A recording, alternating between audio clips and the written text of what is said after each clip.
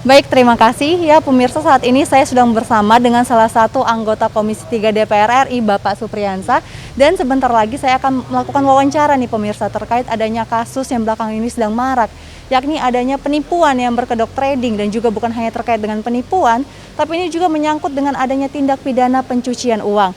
Dan belakangan ini sudah marak terjadi dan banyak memakan korban di sekitar kita. Baik Pak, terima kasih atas waktunya. Mungkin saya bertanya sedikit Pak, terkait dengan adanya pencucian uang nih Pak yang sedang berkedok trading ya Pak, adanya juga seperti binomo. Nah itu awal mula terungkapnya kasus binomo itu tuh seperti apa Pak? Jadi pertama-tama tentu menjadi sebuah apresiasi yang besar dan setinggi-tingginya kepada kawan-kawan kepolisian yang tentu melakukan pelacakan investigatif dan melakukan berbagai upaya strategi yang dilakukan oleh kawan-kawan kepolisian sehingga bisa melacak tindakan-tindakan yang diduga keras bahwa teman-teman yang diduga ini sepertinya dia bisa terhubung dengan sebuah tindak pidana pencucian uang. Kenapa itu muncul? Karena adanya laporan, tentu adalah laporan masyarakat yang merasa dikorbankan.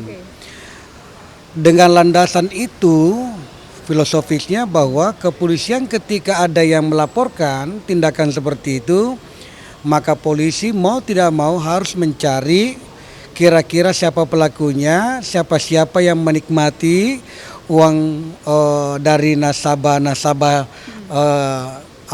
yang dirugikan itu. Nah, inilah peran yang dilakukan oleh teman-teman di Mabes. Nah, itulah saya katakan bahwa kepolisian hari ini tidak main-main di dalam mencoba untuk memberangus atau memberantas pelaku-pelaku tindak pidana pencucian uang. Itu pertama. Yang kedua, ada unsur-unsur penipuan yang ada di dalamnya.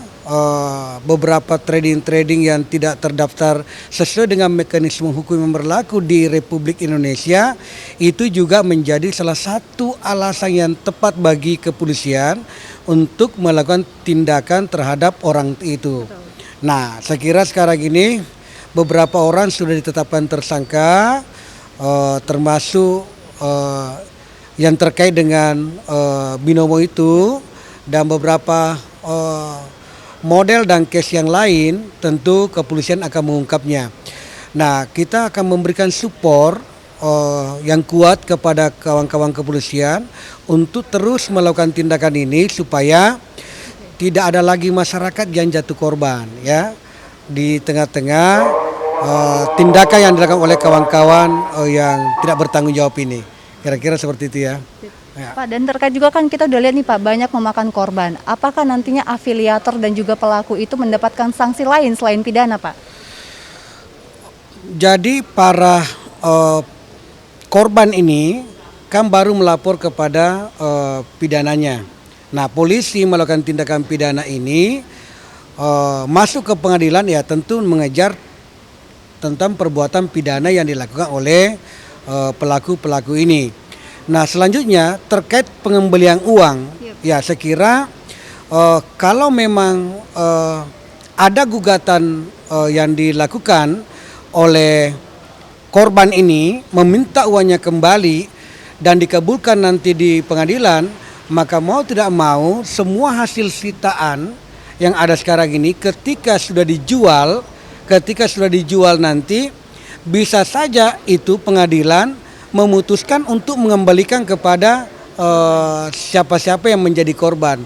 Itu salah satu kira-kira dari multiple choice yang ada di situ. Beberapa pilihan-pilihan yang harus tentu menjadi pikiran dari para hakim nanti kalau ada gugatan perdata dan lain sebagainya. Ya. Nah, bagaimana sedikit lagi nih Pak, bagaimana terkait dengan para pihak yang menerima uang tapi nggak tahu kalau itu ternyata hasil pencucian uang Pak? Nah, itu nanti menyangkut masalah siapa yang menerima aliran dana atau aliran uang. Kalau alasannya dia tidak mengetahui alasannya seperti apa, nanti akan disimpulkan oleh penyidik nantinya. karena penyidik akan memanggil orang-orang itu, tentu melakukan pemeriksaan yang komprehensif, melakukan pemeriksaan yang teliti dengan data-data yang kuat yang dimiliki oleh mereka untuk berdalil atau menjawab pertanyaan-pertanyaan dalam pengambilan BAP nantinya.